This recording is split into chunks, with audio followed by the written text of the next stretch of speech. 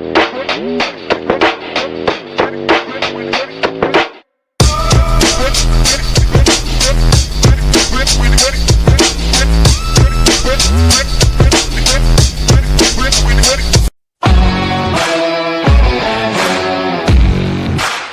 tuned into SEC Sunday Night, part of the Chief Sports Network.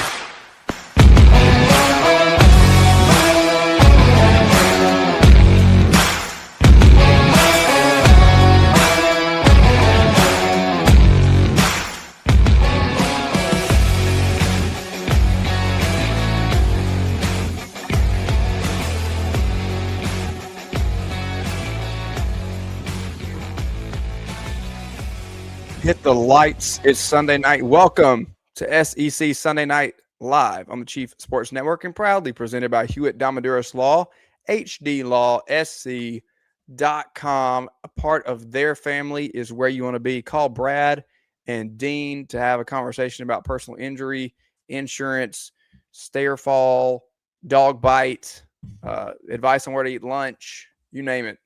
Brad Putting and Dean. the ball in the drink. That's it. They got you covered.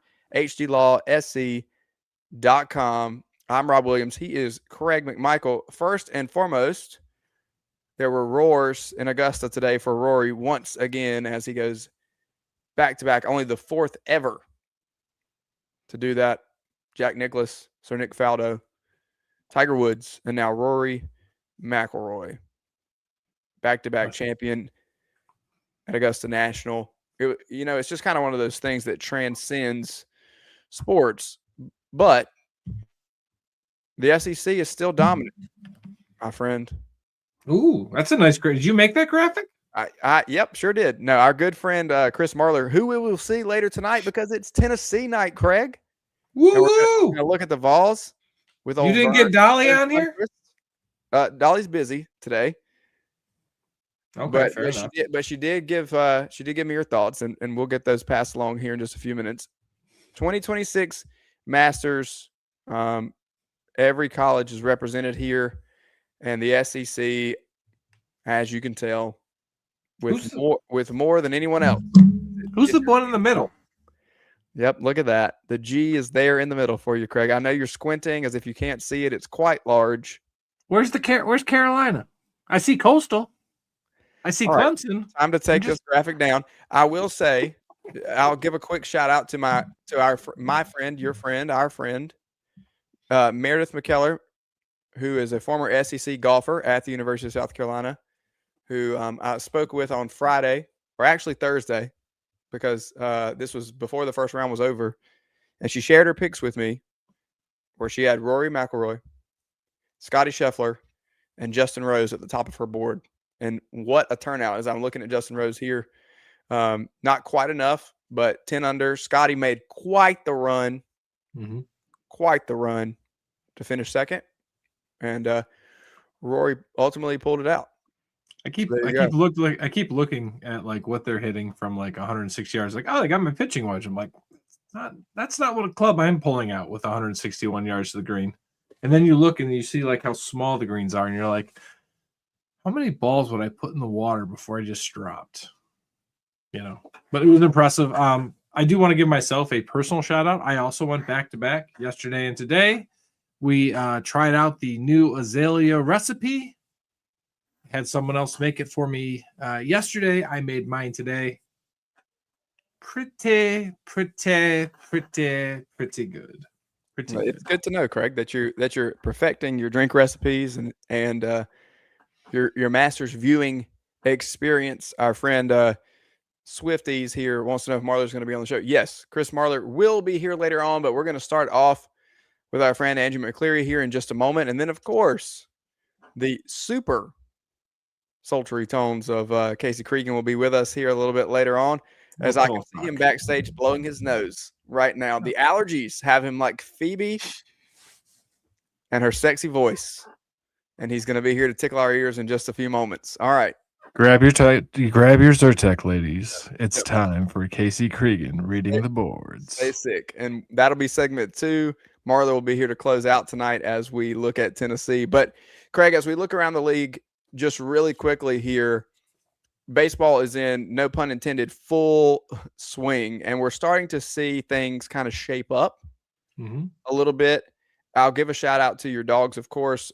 Dropped one today to Florida, but leading the way at 11-4 in the conference.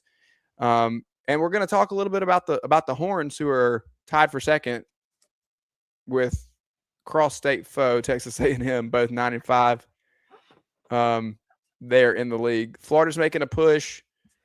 Alabama, Ole Miss, Arkansas make up the middle of the pack, and then as you make your way down, Mississippi State, one who has kind of fallen in the recent weekends, and then at the battle for the bottom this past weekend, Monty Lee rights the ship a little bit as the Gamecocks go to Como and sweep the Missouri Tigers to firmly plant themselves in 15th, not 16th place in the league. I will point out, as we look at baseball, just continue to see staggering numbers from Georgia, which I'm sure you love, and we have. Oh, you hear the dogs barking? My dog would like to say hello on that note. The dogs are barking. At Texas A&M, not totally a surprise. Florida playing well after a little bit of an injury. Some of the teams that were at the top kind of make a little bit of a slide, like Arkansas, like Mississippi State, as we mentioned before. A little bit shocking here is that Tennessee, Vanderbilt, LSU are in the 12, 13, 14 position in the league, which we don't typically see out of those schools. And finally, as it was reported here on the Chief Sports Network earlier this weekend, I'll also point out Palm was 6-25 in SEC play at South Carolina. Monty Lee now 5-6 in just a short tenure taking over. Fight in the Gamecocks, although there's a tough road to hoe ahead of that crew, Craig. But a lot of exciting baseball for us to look at. Yeah, shout out to our friend Duty Noble Field. Had some really good stats on Mississippi State. You know, Georgia went in there, swept them last weekend. The last time Mississippi State lost 5 straight conference games at home was 2022. And then here's the one where you might want to hold your cowbells. They did a little research and said the 2017 was the only team that they found in recent history that lost 5 in a row at home and still made the postseason. The other teams, and that team lost in the Super. So not a good look for Hail State, because they were pretty hot coming into last week, and the Dogs definitely cooled them off a little bit. No doubt about it. No doubt about it. And we still have some time here, Craig, of course, as we see this race continue to shape up. But let's turn the page here for just a moment and go outside of the league, because we have some we have a little bit of news to address, and our friend Andrew McCleary is here to address it with us. First and foremost, good sir, how are you this evening? What's going on? I'm wonderful. My Masters viewing experience this weekend was tremendous. Lots of time on the couch. Rory tried his absolute best to give away a historic 36-hole lead, but kudos to him for dealing with everything he tried to give away and still came away, in even more rarefied air in Masters history. Kept it super interesting for us on the 18th today, right? Just right over there into the pine straw, well past the second cut. It just right there. I'll just say it. You're probably not allowed to say this at Augusta National, but out of the mud. Got that one out of the mud. And you had all those people to his right, and those people were just sort of standing there very confidently. I would have murdered like 10 of those people. I don't even know where my ball would have gone, but I'm not hitting it over anybody. I would have had such the case of the yip, so it was definitely impressive. Did you have any azaleas this weekend? Just quick. No azaleas. Lots of Little League coaching was in my my weekend in addition to Augusta watching. So no azaleas were had, but plenty of golf was watched. Fantastic. And how are we doing Little League? Did we get some wins? We're off to a good start. We did not get a W, my oldest, and then my youngest son is coach pitch. So as he screamed at me from first base, Daddy, it's all about fun, right? It's all about fun. Just unprompted in about the third inning. So yes, we are having fun, and we're going to continue to have fun. Did you plug any kids in coach pitch, or no? No, but because I do pitch for the coaches pitch team, I do need to admit the first inning was a 1-2-3 inning. Oh, Maybe not what we're looking for, coach's pitch, but that's just how it unfolded. I had to throw BP the other day for our middle school baseball team. Coach was out, and the kid was a little too selective, in my opinion. I'm like, it's close enough for you to swing. You got to start swinging the ball. So good for you. Good for you, my friend. Appreciate it. Listen, we can't bury the lead here with you because you're our resident Big 12 guy. When we need to step outside of the greatest conference in all of college sports, and we need to talk about what's going on out there in the Big 12, we're going to call you every time. And so, what's happening with Friday nights, Andrew? Are we going to stamp out Texas high school football on Friday nights in favor of Big 12 under the lights? Well, I mean, the Friday night lights in Texas have been stamped out for quite some time now, but we just have quite possibly the biggest voice in the Big 12 bringing this attention to everybody. So for those in your footprint who don't understand, there is football played outside of the SEC.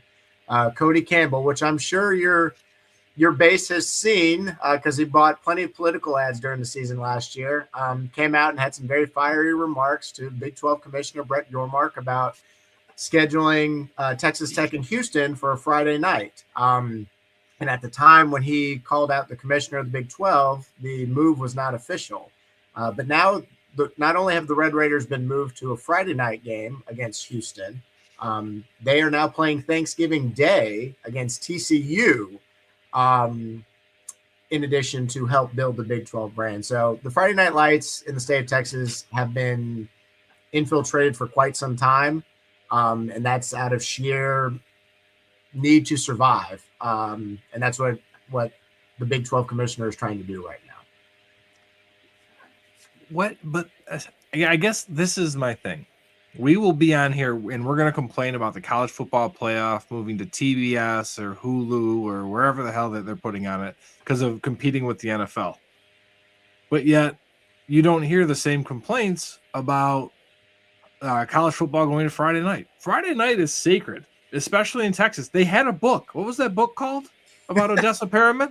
Friday Night Lights? There's a book, there's a movie, there's a TV series. And one thing I do want to stress, so I played Texas high school football.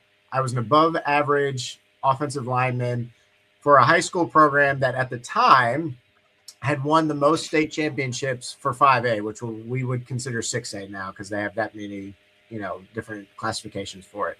I played against Matt Stafford. I played against Aqib Talib. Like, I've seen big time football. I've played under those big Friday night lights. I grew up in a town where we had 3 high schools that had graduating classes of anywhere between 1,000 to 1,200 kids. I played in front of no less than 10,000 people on every Friday night that I played. In my junior year, we were terrible. We went 0-10, and yet the crowd still showed up.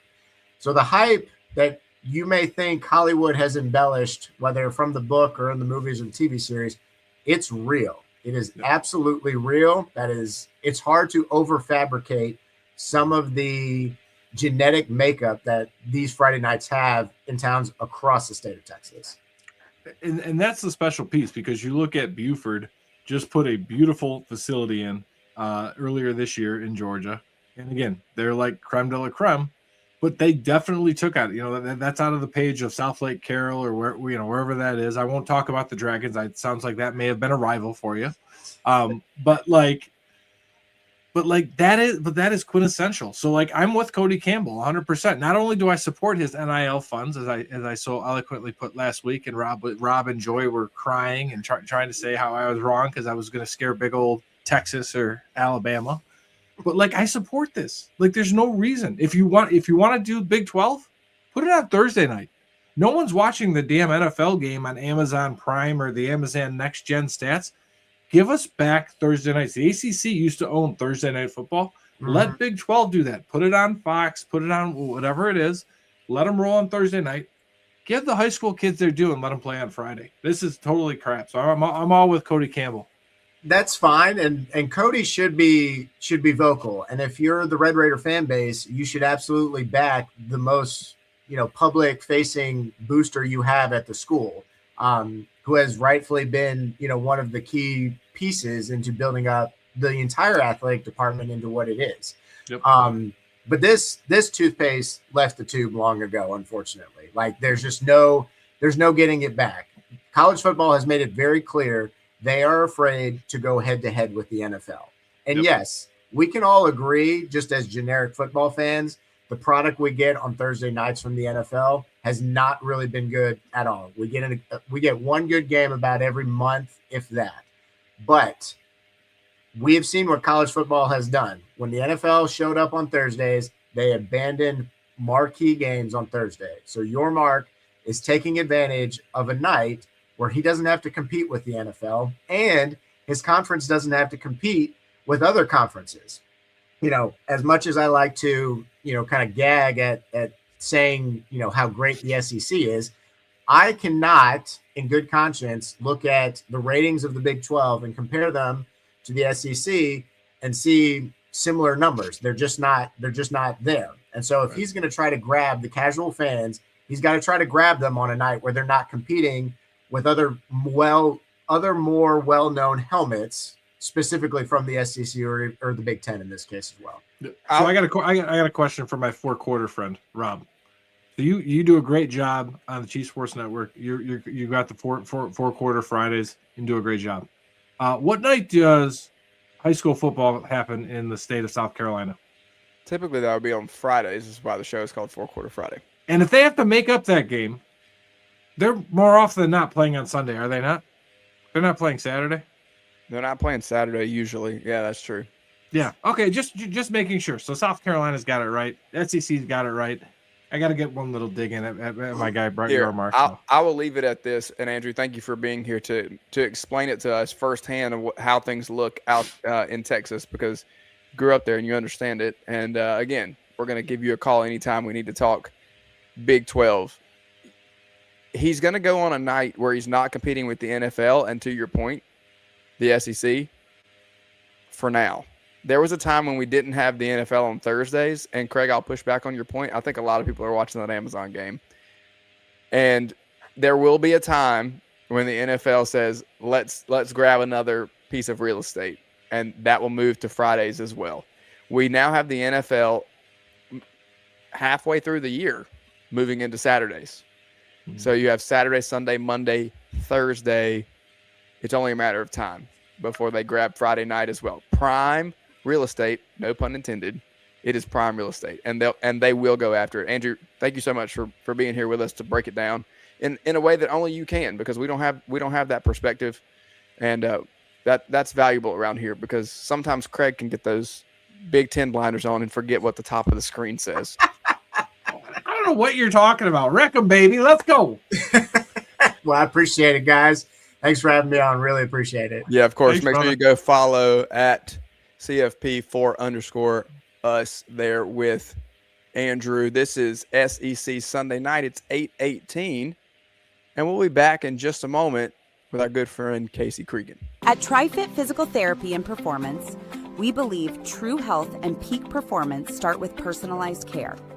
Whether you're an athlete recovering from injury or just chasing your next personal best, we're here to guide your journey.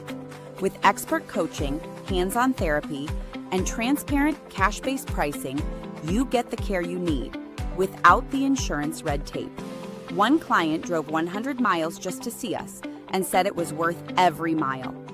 Contact us at trifitperformance.com or 803-353-5619. TriFit Physical Therapy and Performance, where recovery meets results. When playing sports, you want a coach that will fight for you. At Hewitt Diamaduros Law Firm, we've got your back. Whether it's personal injury, insurance disputes, negligence, or wrongful death, our team delivers exceptional legal services that makes meaningful difference in the lives of the individuals and families we work for.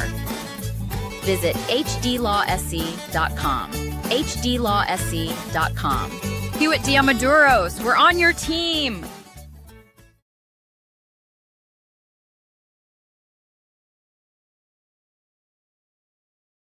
This is SEC Sunday night on the Chiefs Sports Network.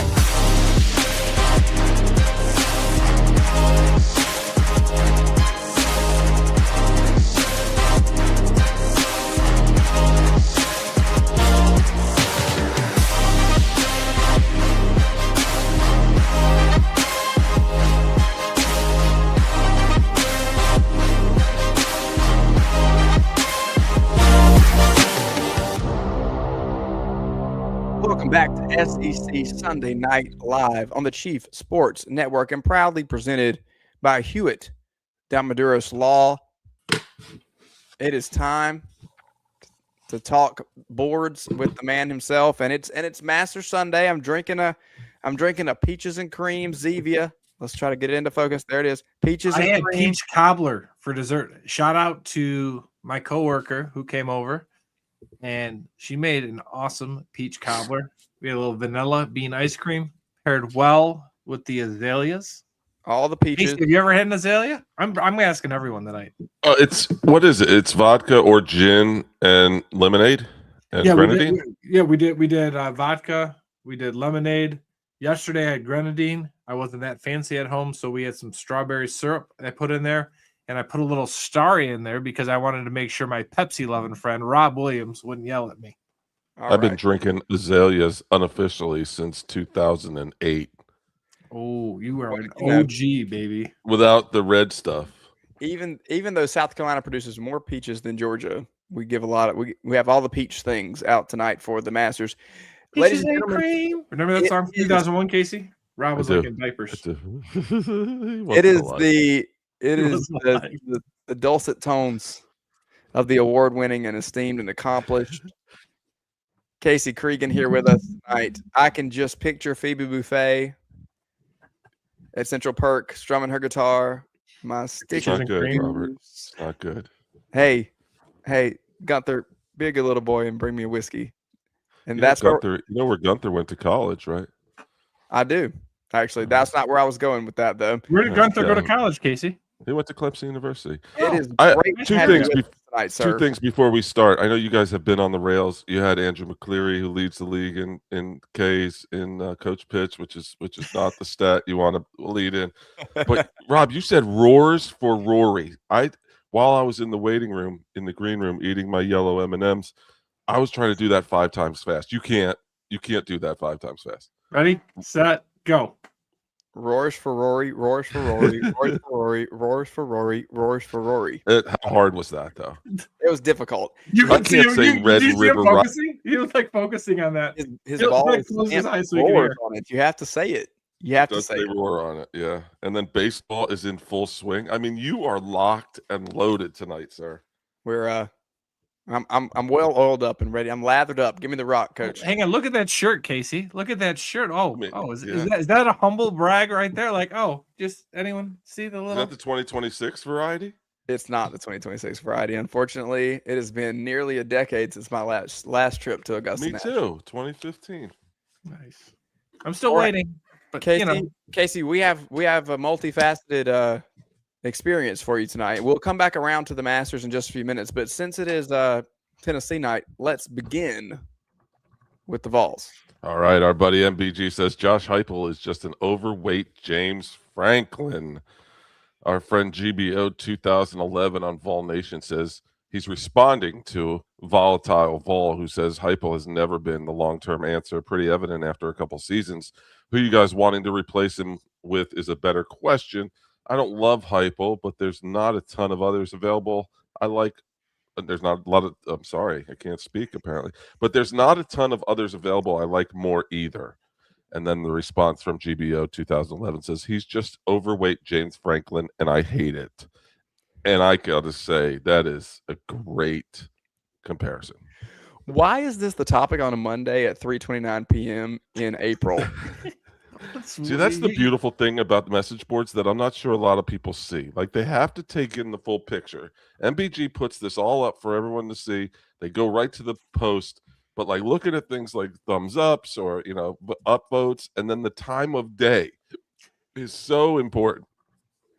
What triggered? Did I miss something in Knoxville? What triggered It was a spring game this week. Assault on Josh Heupel at Was it the spring 3:29 game? p.m. on a Monday. It was their spring game yesterday. So My you know everybody's all fired up, ready to go. This was last Monday, probably. I know, but like, Craig. you're just getting their ready. spring game was yesterday, so we have not had a Monday at 3:29 p.m. since that spring game. I'm saying they were getting all lathered up because they knew the spring game was coming. Just like our boy David Soderquist is down in the swamp. He was getting all excited before that. They're just getting ready. But here's my question: Who you replacing Josh Heupel with? James Franklin? I mean, is that the logical?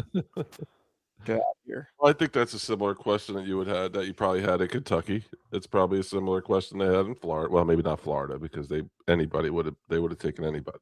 But as far as that question, which I ask all the time, especially when it comes to college basketball or college baseball, it's like, who are you going to get? They'll find somebody. Somebody will be the hot name. Who knew who Alex Golesh really was before he was at Tennessee?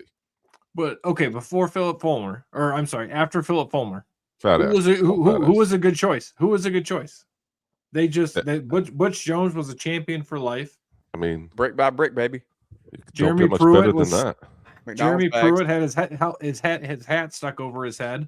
You I forgot won't get about started about Derek Dooley. I was going to say you forgot about Derek Dooley and the pants. But these are all, hindsight's 2020, right? Because these guys were all hot names. It wasn't like they were like, let's go to the garbage heap and go get Derek Dooley. I mean, It's Tennessee night, and we decided to launch off setting them on fire. Were we excited about Josh Heupel? GBO 2011. Yeah, were we? I mean, but let's be honest. When we saw that hire, equal opportunity. How many of us were like, "Oh, that was great. That's fantastic. That's a good hire." But he's got alignment. He's got Danny White, his former AD at UCF. Now he's got him there. So, I like him. Well, I don't. Yeah, I don't think he's bad either. I don't know what these people are, what they want. I don't either. Speaking of don't know what people, what a fan base wants. This LSU fan finds it ironic that Ole Miss wears camouflage hats. Tiger, from our friends at Tiger Rant, and I use the word friends very loosely. Doc Tepepa says, Ole Miss irony. Just me or the Ole Miss camo hats helmets are obviously paying tribute to the U.S. military, go completely against the fact that their mascot namesake pays tribute to the Confederacy that waged war on the U.S. Thank you, LSU, for the history lesson. Shout out to the University Grays that all gathered, and that's where the Rebel mascot came, and like 89, 90% of them fell at Gettysburg. Used to teach about this when I taught the Civil War and Reconstruction. The thing I would like to say here is that on what leg does LSU have to stand? And that's all I'm going to say about that. Listen, LSU is a pillar of just moral uprightness. I mean, Joy had us here last week, and she was speaking those tones of like LSU greatness. So, I mean, who could ever fault them? The segues are flying. Speaking of morality, MEG says this Auburn fan is seeking advice about selling a mattress. War Damn Eagle. AU GNC engineer says, will a mattress sell if it has a pee stain? Who picked these boards? Looking at selling our mattress, but it has a gigantic pee stain. It was from our cat or me. I forget. We tried bleach. It made it worse. What are my options? Please advise. Thanks in advance. I think the only option here from experience is throw it out. Burn it, right? Yeah, like you can get a cheap mattress in a bag nowadays. Go to Sam's. Do we have a timestamp on this one? Because this guy's definitely drunk. 9:58 p.m. Yeah, he was yesterday. It says, but what? Yeah. What about the cat catching strays? That poor cat was like, dude, it wasn't me, bro. It had zero. I feel like really is an indicator here, my friend. We need picture evidence. Hey, shout out to Casey for knowing what TIA stood for. I had no idea. So way to go, Casey. That is why we were you today years old when you learned that? Yeah, I was today. That's tremendous. See, I'm learning you, Krager. Aw, you're so sweet. Get your readers, Casey. Really. Speaking of, to be truthful, here is what Jim Schlossnagel can expect from Texas A&M fans this weekend. That didn't work. Our friend Nolan Moe from Tex Ags, just shout out Billy Lucci, says Friday night at Olsen is going to be nuclear when Judas walks back on the field. I'd expect to see these items throughout the series. Judas signs everywhere, pineapple hats and Hawaiian shirts, Venmo QR code signs, pay up trader, Zane's face photoshopped into signs, inflatable pineapples getting tossed all over the stands, welcome back Judas or welcome back trader sign, students bringing a full swing set into left field, final interview quote signs, quote, I left my family to be the coach at Texas A&M. I took the job at Texas A&M to never take another job again, and that hasn't changed in my mind.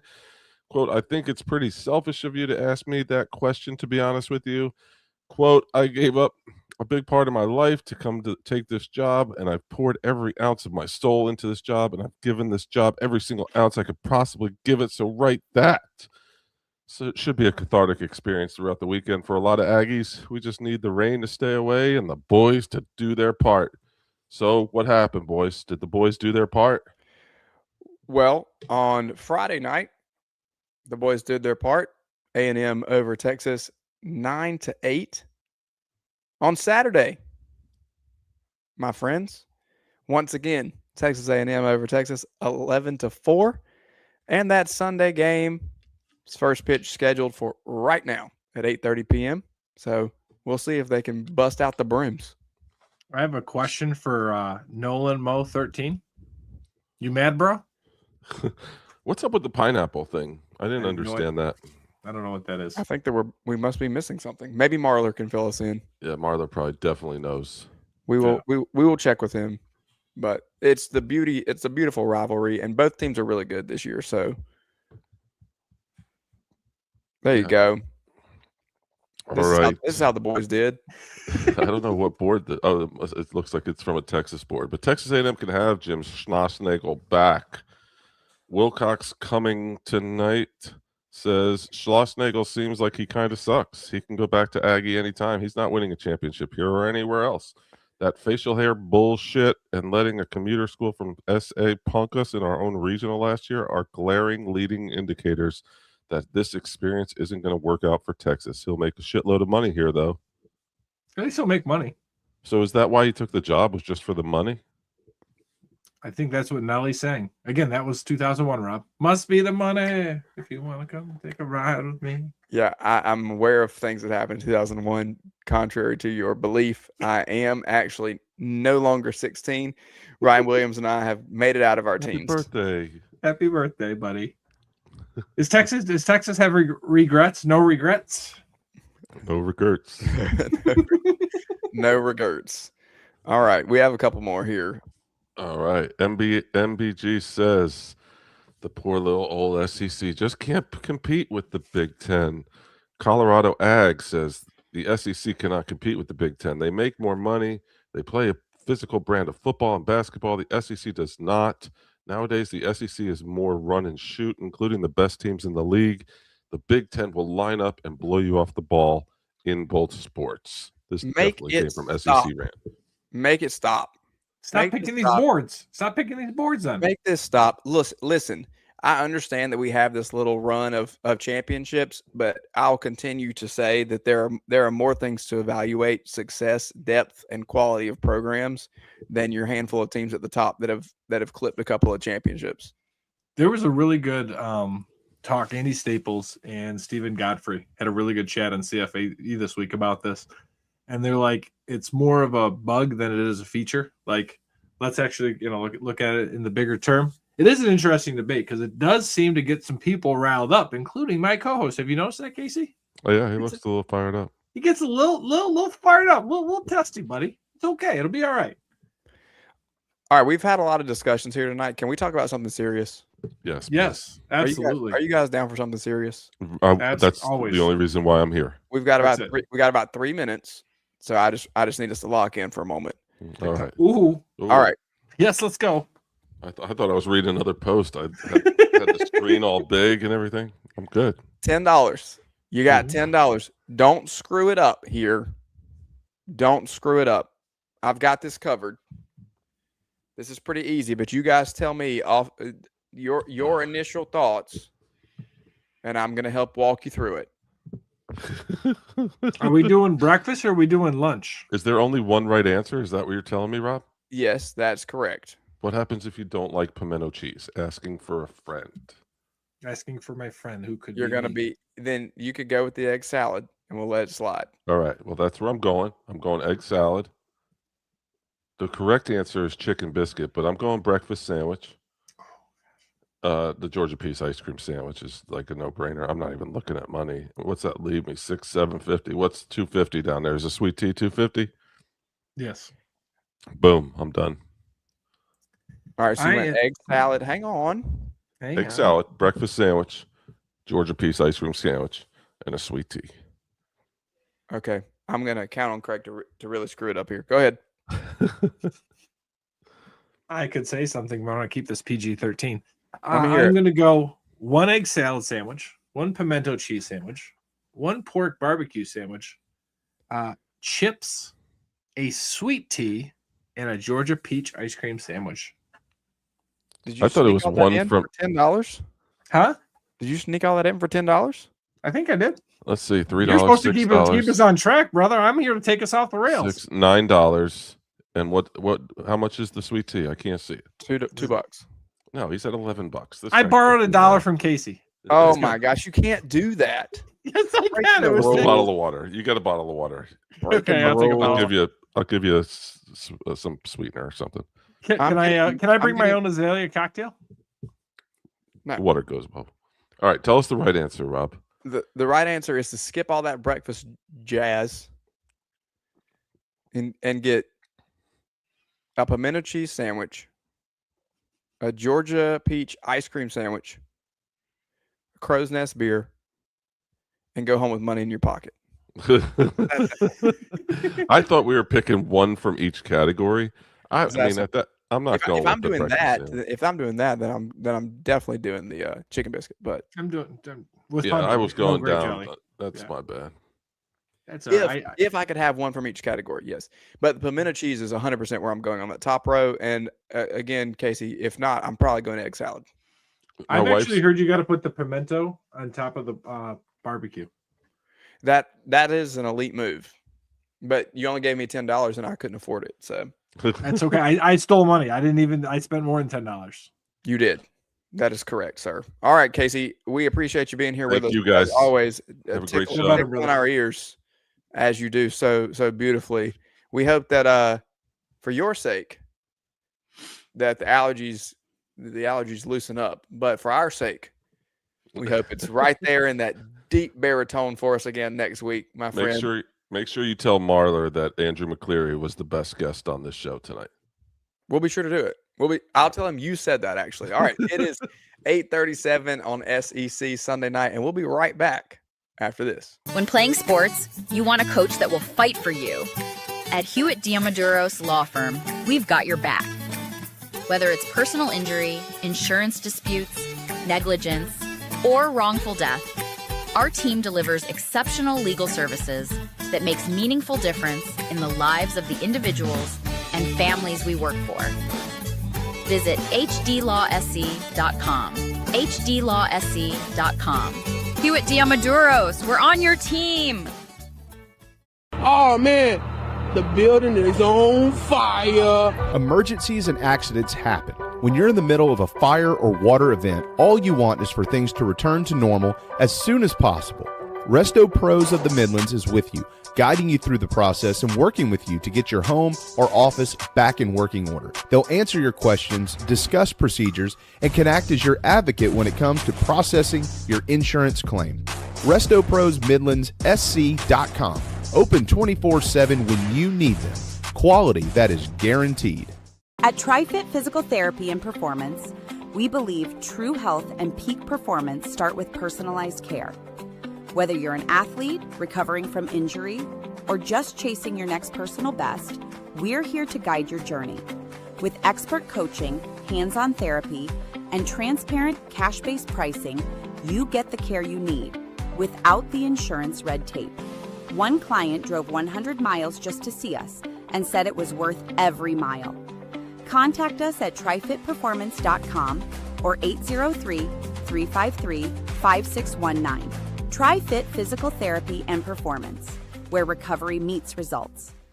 Yo, what's up? Baby, let's go.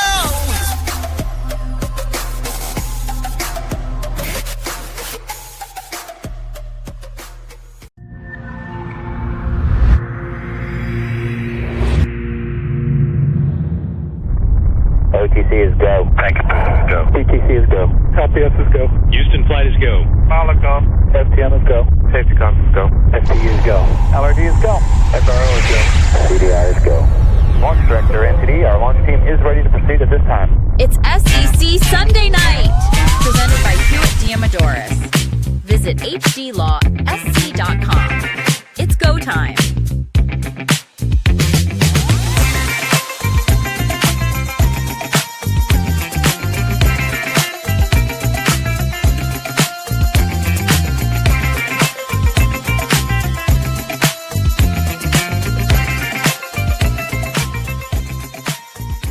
Welcome back to our final segment here on SEC Sunday Night Live on the Chief Sports Network, and proudly presented by Hewitt Diamodoris Law, HDLawSC.com.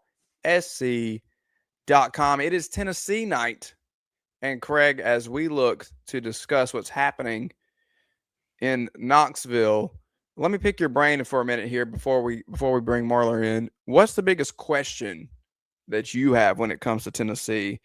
And you can't say quarterback.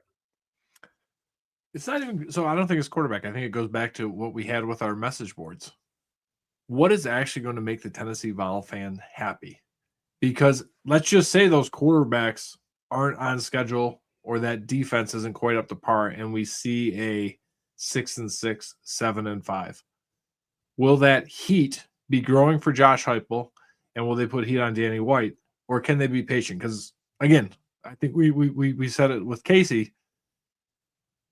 Heupel has done things that nobody else has really done and taken them to a spot. And I think sometimes we take them for granted, maybe whether that's our own personal bias or whatever that may be. But I think honestly, there's sometimes that we will take the Vols for granted, but you look at it, they are successful. They've been at that 8, 9, 10, 11 win range for the most part during Heupel's tenure. So to me, it's like, what is actually going to make the Vols happy? Is it a national championship? Is it making a quarterfinal? Is it making it an SEC championship, if that's even still a thing anymore after 2026? You know, what is it going to be? Well, here to answer that question is our good friend Chris Marler. We'll throw him right into the discussion. Chris, there's been a lot happening on the show tonight, and I want to welcome you in by first of all saying I made this fantastic graphic that shows all of the teams represented in the Masters. We used it earlier on in the. Well, that seems like a lot of work you had to put in there to find the Takoshu Fugaji University logo specifically for their sports teams, and then put all that together on one graphic. I made one call and was able to grab that graphic pretty easily, but it was not that difficult. No, of course we gave you credit for this when we showed it earlier in the show because you did a fantastic job. However, I did see government officials just throwing it around willy nilly, so I thought that was kind of what we were doing here. We're about to be in an election cycle. That's a swing state. I mean, what are we talking about right now, man? That was like one of the closest races they had. So. And then I mistakenly put in the comments under that congressman's post, like, I would have expected this from a Democrat, which I don't care. I just don't care. Like, it's like, it was just a joke. And they're like, oh, what do you know? This MAGA. I was like, oh my God, it's way more about my Canva graphic. I don't care about your politics.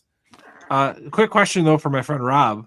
He didn't see any Gamecocks on there. Is that a mistake? Was there something happened there, or? I don't have a response to that. That's funny right now. No, they didn't make it. They did not make the Masters. There's a lot of good teams that did though. There's. Does South Carolina have golf? They do.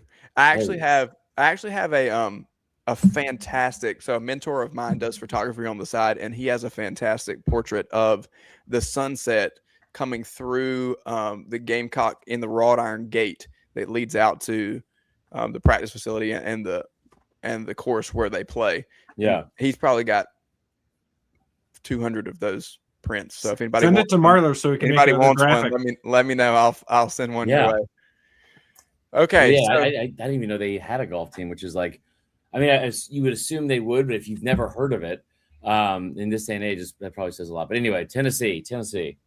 Yeah, Tennessee for sure is kind of the talking point at this point in the show. As Craig said a minute ago, we're searching for what the expectations even are in Knoxville from their standpoint. I'll throw one more thing your way because I know you'll appreciate it. We did have a board with Casey earlier. We've had a lot of guests tonight. Andrew McCleary was here to talk about Friday night football in the Big 12 and how it's killing Friday night lights in Texas. We talked to Casey with the boards earlier. And we did have a Josh Heupel is just an overweight James Franklin board. So just fantastic stuff tonight to kind of get us kicked off in terms of where we're at in Tennessee. But on a more serious note, if there's a question in your mind when you look at this team, what's the biggest question mark for them heading into 2026 if it's not the quarterback position?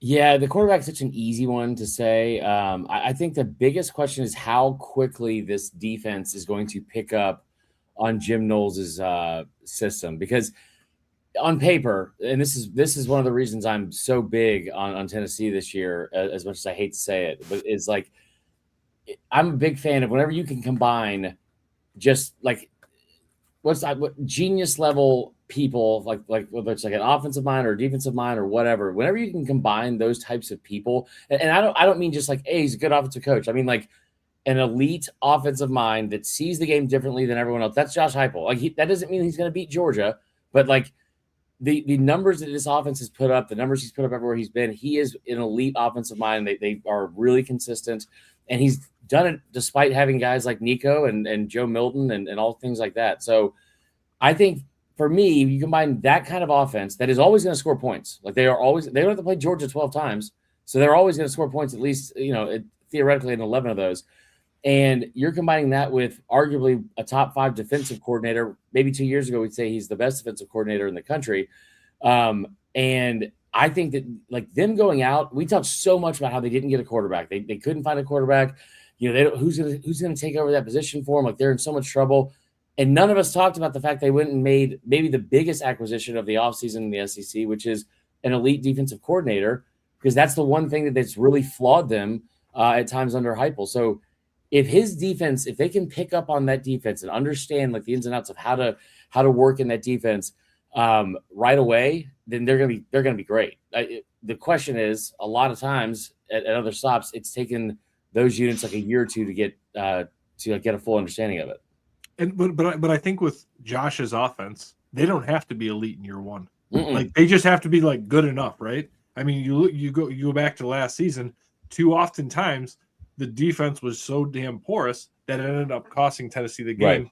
Where I think putting those two together, that should be a recipe for success. Yeah, and I think the other thing too is that you look at some of these like turnarounds that we talk about, like when you go get like an elite defensive coordinator and he comes to a school in a different part of the country than he's worked in before, a lot of times it's like maybe it's a revamping of his career or something, and it's at a lesser place than Tennessee. And I know that Tennessee has not won a national championship since 1998, and I hope the fans hear me say that again. But they are still a program that competes and recruits with a national footprint, and they always have. And they are going to get good players no matter how bad the head coach has been, like they've had for the last 15 years and before Heupel. No matter who's been there, they've been able to recruit at a pretty elite level. This roster is not like devoid of talent. You went out and got Chaz Coleman. Now, I don't know if he's going to play. I love the fact that they combined at least one person at each level of the defense that came with him from Penn State. And they've got a lot of talent on that roster still. And again, the schedule lines up pretty well for them.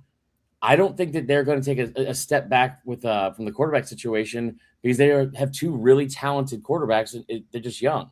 So you look at some of the numbers under Heupel since when he was an OC at Mizzou, and the numbers that his quarterbacks put up in year one, they're all like pedestrian in comparison to what they do in year 2 and 3, but they're like very, very good seasons for mostly every other school, right? Like it is 2,600 yards passing, 22 touchdowns, 7 interceptions.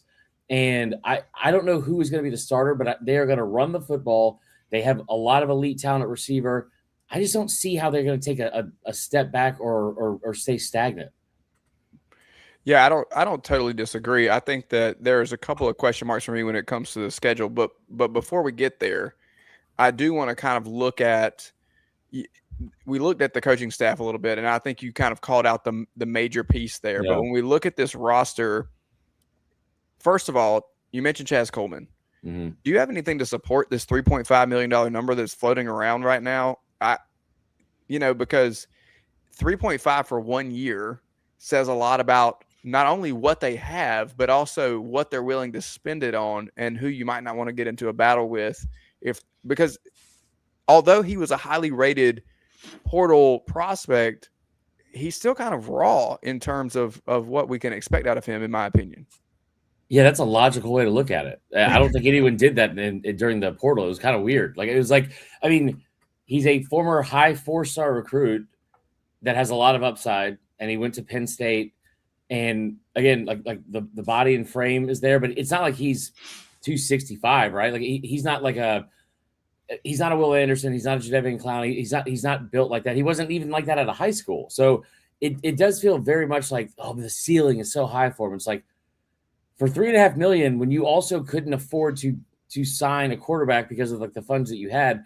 I'm not great with finances. I do know that if I need two things, and the coach that's the head coach is the one that's going to also be calling plays and running the offense, I probably don't get a defensive end with off the field mental health issues or whatever I should have phrased like that, but I don't know what the off the field situation is. I think that you also this is the problem with the sport right now, is that like you are going to offer $3.5 million because if you don't, someone else will. Like that is just that's the market. Is it right? No, probably not. That's crazy to give a kid with such limited experience in production $3.5 million for what he could do. I mean, is he going to stay at your place for the next 2 or 3 years? Probably not.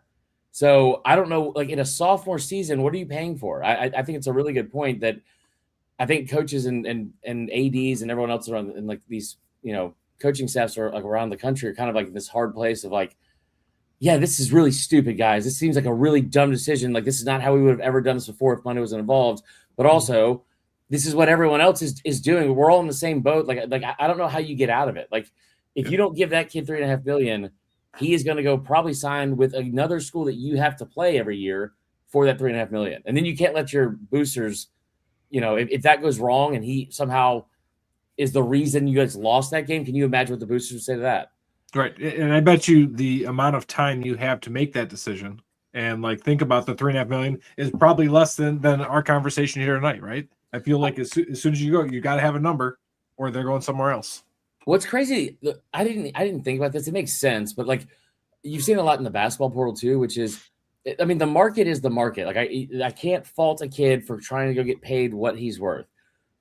The amount of influence and like the percentage of the conversations that are being had about like the deals that are being made that are happening strictly with the agents and not the players, that sucks. Like that is just like, talk to my agent. Like I hate that. And then they're also doing a majority of these things, especially in the portal window, are on Zoom, and that just has got to be such a helpless feeling for a coach if it's like, really need this player. He doesn't seem interested enough to even come to campus because the main question that's going to start off the Zoom call is, how much are you willing to pay?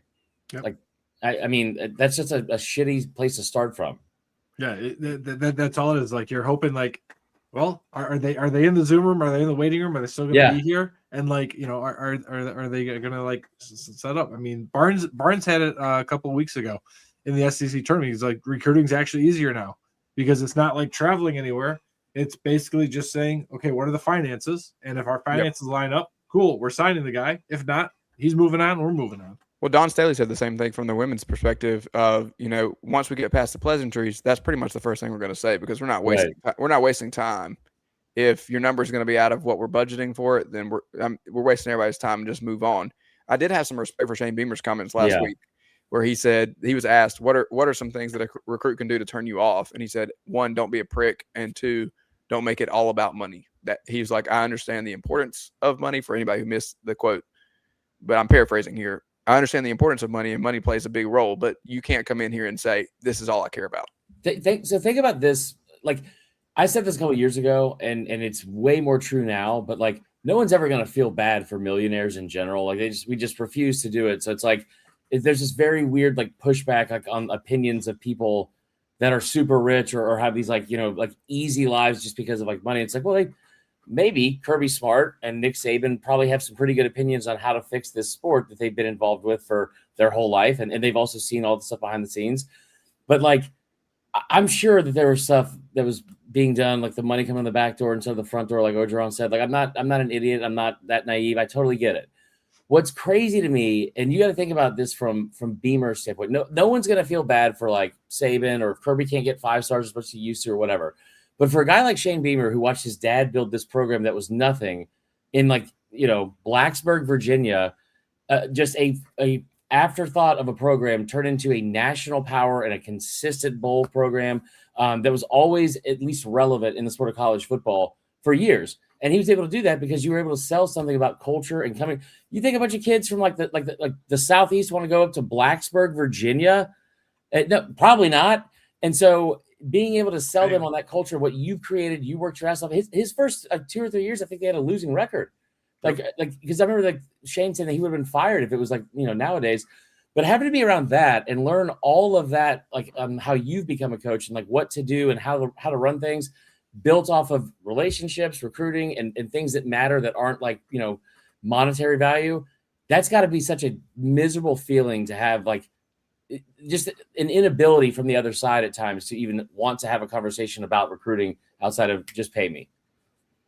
Yeah, I agree. And I think we talk here a lot, and, we kind of turned this conversation a little bit, but we talk here a lot about developing the whole person and how important it is to take things from sports that actually, benefit you in life, that the game always ends. And as much as lucky as we are to get on here day after day and week after week and talk about sports and have people watching and listening, and everybody cares enough to tune in because it is that big of a deal in our region specifically.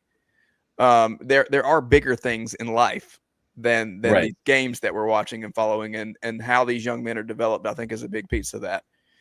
Chris, when you look at the Tennessee roster a little bit, we talked about the offense. I want to loop back around to quarterback to kind of close us out in just a minute. We got about 5 minutes here, but let's talk about that Knowles defense.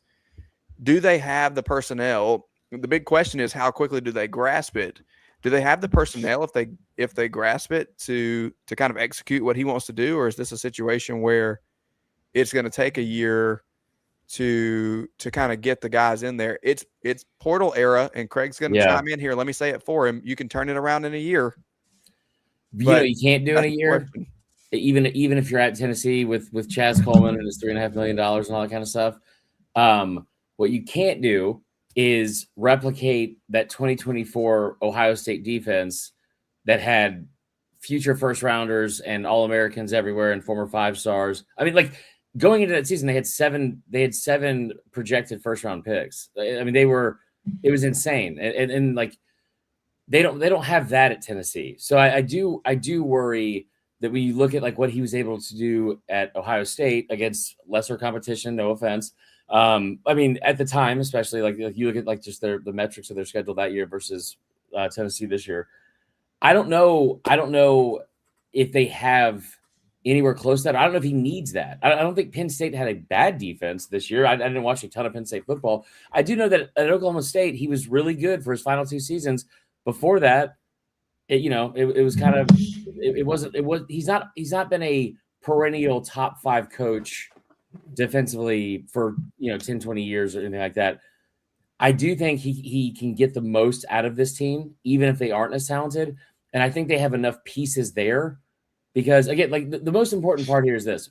You don't look at Tennessee and the way that team is built in the same way you look at, like, Alabama or Texas is probably a bad example. But, like, teams that aren't always going to put up 30 points a game, you need a defense that's not going to be bend but don't break or anything. Like, you need a defense that's going to be able to come out there and every single week get stops on third down, be able to keep you out of the red zone and force you into mistakes, all those kind of things. With this situation, it's very much outside of 1 to 2 games a year. Can you hold them under 30? Because we're going to score 30. If you can do that, we're going to win a ton of games. So I just think that the bar for success defensively, like for Tennessee to win, They just need to have adequate defense. The bar is very low, like for what they need to have to be a good team defensively. I don't think this guy's floor is that low. I don't see how at worst it's like not great for him, like in comparison to his past defenses. But like, what does that look like for what Tennessee's had?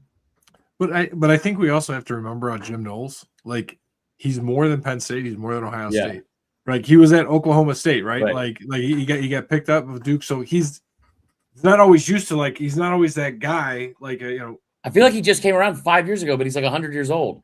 Right? Yeah. I mean he's been around. He was at Duke for a while as Cornell's head coach, so like he's been around. And it was one of those times where Gundy kind of like again zigged when everyone else was zagging, bringing him in, and then that's where like his stock really rose, and then he went over to Columbus. So it's not like he's always used to always having Caleb Downs out there and stuff like that as well. Like, being out there at Cornell that gets you prepped, like that fan base and that booster base and that roster. That'll be really, really, really seamless transition when he's at Tennessee. That he's already prepared for that, so that'll be great. There's a lot in common from Tennessee fans and Cornell grads. Yeah, I was thinking the same thing about Duke. A lot of these schools that really, really match what's happening in Knoxville. Okay, 2 quick hitters here before we get you out of here. Yep. And you can one-word answer me on both of them, to be honest. I probably won't. I'm very long-winded tonight. Gun to your head, you have to pick a quarterback. Which one are you going with in Knoxville? And number 2, what's the magic win total that makes everybody say this was a successful year in Knoxville? I think 8 is the magic number because you have a little bit of a built-in excuse at the quarterback position. If you had a returning quarterback, then it would be 9. I think that 8 is probably that number. What was the other question? Gun in my head. Are they which quarterback? Which quarterback? Oh my God. I guess it's hard, right? It's spring, but that's why we do this. And so I was texting Eric Kane about this, who covers them for On 3 and like Locked On the other day. I was like, hey man, haven't got to be able to see a single spring game because none of them were televised now, which just sucked. There were 10 games on. We couldn't see any of them besides Colorado. Nobody wanted to watch that. And so, did you guys see how small Colorado was? Yeah, I know. What diet? I need to get on that.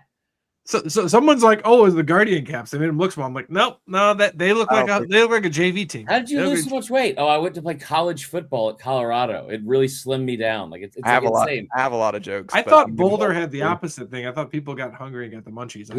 Maybe I'm wrong. I don't know. But I think that I was texting him about it. And I was like, how's the quarterback situation look like? Is like, did anyone separate themselves whatsoever? Is there anything you could hang your hat on or buy too much stock into? He's like, literally nothing. Like they could not have been more even. They left somehow even like less understanding of who the guy should be than before. So I think it'll be McIntyre only because he has one extra year in this offense and starting a true freshman quarterback, even though he's immensely talented, that is something that would be, that there's a lot of risk involved with that. I agree. I think coming out of the gate against Furman, that's who you're going to see. I'm not going to count Faison Brandon out. Yeah, that's the other part by the end of the year. Remember a couple of years ago, he started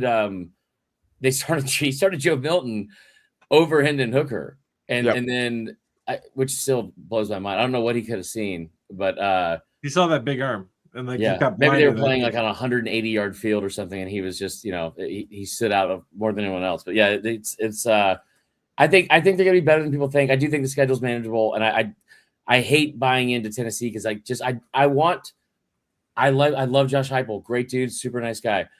I don't know if any of us are ready emotionally to live in a world where Tennessee wins a national championship. No, I agree. So can I ask you this? So this is a serious question.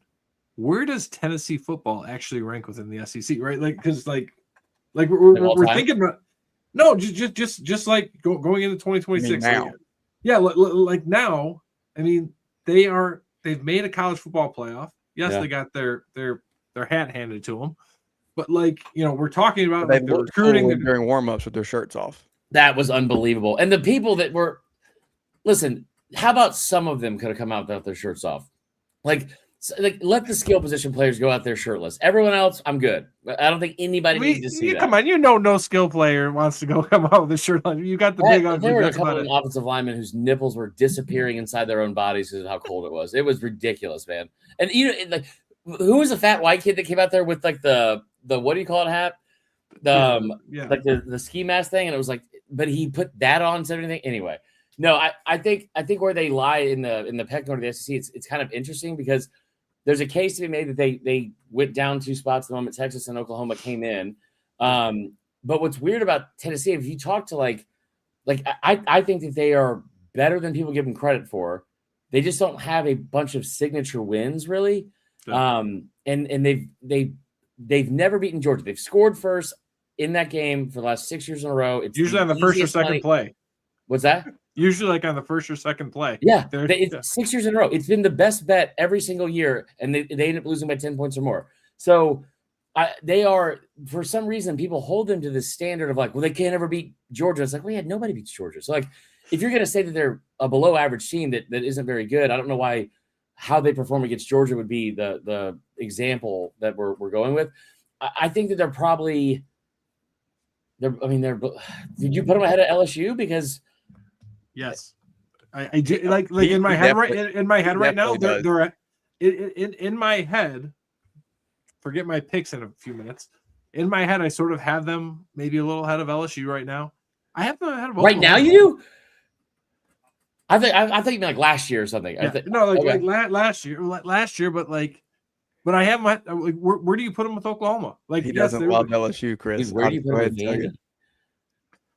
This year, I put them ahead of Vandy. Yeah. I think Vandy thinks in trouble. We've not gotten to Vandy week, but we've not made any comments sparse about the fact that we think they're taking a step back. And I don't believe in Jerry Curtis year one. Vegas has the win total. They opened at 6.5. I think it's down to 5.5 now. That's the easiest money in this entire season. That's crazy. Yeah, I agree. Okay, Chris Marler here with us. It is 9:06 on SEC Sunday night. Chris, thanks for being here with us to kind of break it down, informing us, letting us know. Ignore that last text that I sent you, sarcastic as it may have been. And we'll have you back soon as we get through. I just asked if your link was broken. That's the only thing that I. Oh, my bad. All right, guys, I appreciate it. I'll see you all soon. Yeah. Thanks, bud. All righty, Craig, let's do this thing and get us out of here. I should have turned my hat around. I kind of felt left out there. I threw the glasses on tonight. Okay. The standard is the standard. Backwards hats. All right, we're starting with Furman, and we're giving them a win there. Correct? Can I count on you to give me that one? Yeah, correct. You can take the Furman win. All right, Georgia Tech. I've got Tennessee with the win. I think Georgia Tech's in a little bit of trouble this year. I have them with the win as well. I'm very intrigued by Georgia Tech this year, but I'm not nearly as high on them as I have been in years past. That's been an upset that I've picked a couple of times that has really propelled us. But yeah, I'm with you on that one. All right, Kennesaw State week 3. That's going to be a win. I'll go ahead and say it for us both. Week 4, it gets interesting as we get a matchup, a battle for the UT. Texas comes to Knoxville. I got Tennessee taking the L. Yeah, I do too. This is usually about where Georgia will slot in. But yeah, I say Texas will take Georgia's spot here, and then we'll give the Vols their first loss of the season. All right, week 5, Auburn comes to town. The end of a 5-week opening homestand for the Vols. It is. I got a win for Tennessee. Yeah, this is what I was talking about. Like I was looking, I'm like, I felt good about Auburn a couple of weeks ago when we were there. Yeah, got this as a win for Auburn and a loss for Tennessee. Yep. I'm just saying, get your freezing cold takes ready. I think I could be wrong on this one.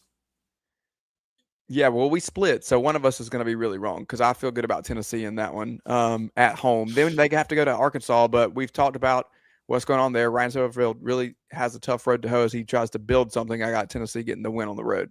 Yep, I've got a loss in this one. I think this is going to be 11 a.m. Jefferson Pilot in God's country. So I've got a 3-game loss before we go to the third Saturday in October. Woo. That is tough. Alabama in Knoxville. I've got them coming in and getting the win. Not enough, I don't think, for Tennessee to get it done against the Tide this year. Yeah, I've got another loss for Tennessee. I just feel like I don't feel good about this at all. Like you have them. That's 4 in a row. Yes, I have 4 in a row. So I kind of know what you're doing next. They have to go to Columbia, South Carolina in week 8. I have the Gamecocks winning that game. Historically, if you look at the past 15 plus years, the home team, for the most part, wins that one, no matter which location it's in. And those are two teams that have played a lot. So I'm going to go South Carolina. Yeah, I think they're going to defeat interim head coach Sean Elliott. I've got the Vols winning that one. Okay, a shot fired. I've got Texas beating Kentucky week 10.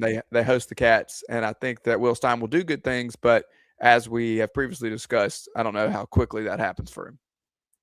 Yeah, I've got Rocky Top with a win. What about going to College Station in week 11 here, Craig? As they kind of wind down, we'll get to Texas A&M later on in this discussion, but I think that it's just too much for Tennessee going out there. I get hung up when we talk about them, when we talk about Texas A&M, because it is a little unpredictable for me. It is. But as it stands today, I think I'm going to go with Texas A&M. Yeah, I'm going to go with Texas A&M. I originally had this as a win, and I just changed it. Like right when we were going through it, I'm like, no, I'm going to go with a loss in this one. All right, two games that we pretty much already gave our answers to. They host LSU and then Vanderbilt. I have them losing to LSU and beating the Commodores to close it out. All right, so I am the same as you, but I have a question for you. Yes. Over under number of golf balls and mustard bottles thrown at the LSU sideline. Ooh, golf balls and mustard bottles thrown at Kiffin / the sideline. Yep. I'm going to set it at 123.5. Oh, that's going to be good. That's got to be the 6:30 p.m. ABC game, doesn't it? Yeah, I think so. It really depends on where they are. As we look at schedules, because it's so late in the year, it could be a situation where, if, for example, here, I have Tennessee going 7-5. Yeah, I got 6-6. Okay, so if we're right, then you'll have them at 5-5 coming into that game, and I will have them at 6-4. Yeah. I think I think LSU is pretty good, and so maybe that elevates it. But I'm just not sure that by that point in the season, Tennessee has enough to get them into that slot. There might be some juice there, and I'm not talking the one that resides in Oxford, but there might be some juice there. That if that's not the ABC game, there's another shot at Lane for you. By the way, it was a great line. I know, I appreciate that. Yep. But if this isn't the ABC game, this is definitely that ESPN game, because that ESPN game is always a little bit wild. I think it works there. I think it really, really works there. It's not the SEC network. It gets the ESPN nod, I think, for sure. As you kind of look across the league at what some other games that are going on there. There's definitely an Auburn and Samford. Looks like it could be the SEC network game there. All right. It is 9:12, and I kept us right on schedule there up until Marler came in and really had some great stuff for us that I couldn't turn it off. Craig, I couldn't cut it down. So we're over a little bit tonight, folks. Thanks for hanging out with us. It's SEC Sunday Night on the Chief Sports Network, proudly presented by Hewitt Dalmaduros Law. We will be back next week, as always, here on the Chief Sports Network. I'm Rob. He's Craig. We'll see you next time.